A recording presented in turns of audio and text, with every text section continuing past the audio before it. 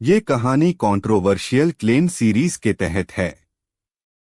दुनिया भर में समय समय पर ऐसे कई विवादित दावे किए गए हैं जिससे वह मीडिया की सुर्खियां बने हैं।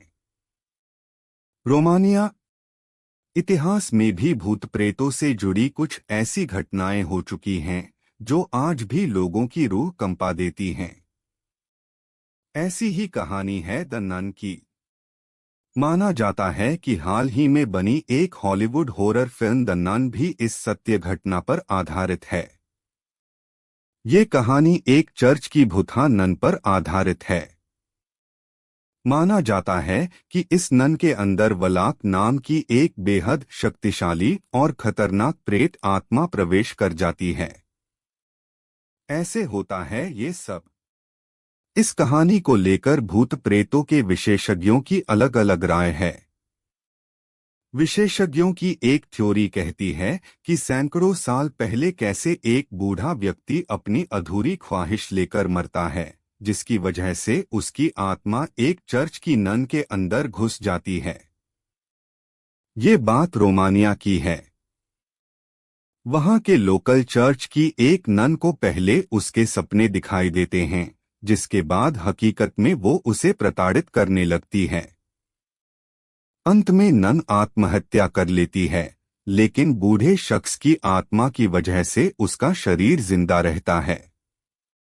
नन की आत्महत्या की होती है जांच। 1952 में नन की आत्महत्या की जांच होती है। जांच के लिए वेटिकन से फादर बुर्के और सिस्टर इरिनी को भेजा जाता है। पता चलता है कि मरने वाली नन का नाम सिस्टर विक्टोरिया होता है। जल्द ही फादर बुर्के और सिस्टर इरिनी का सामना भुतहा और पुराने किले से होता है।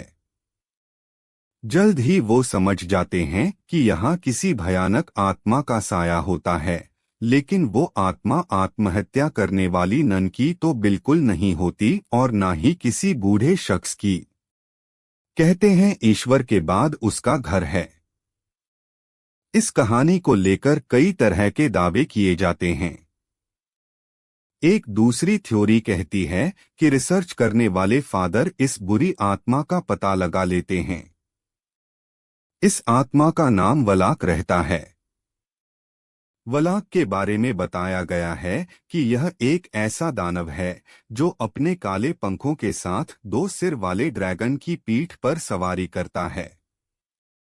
वलाक का इलाका वहां से शुरू होता है जहां से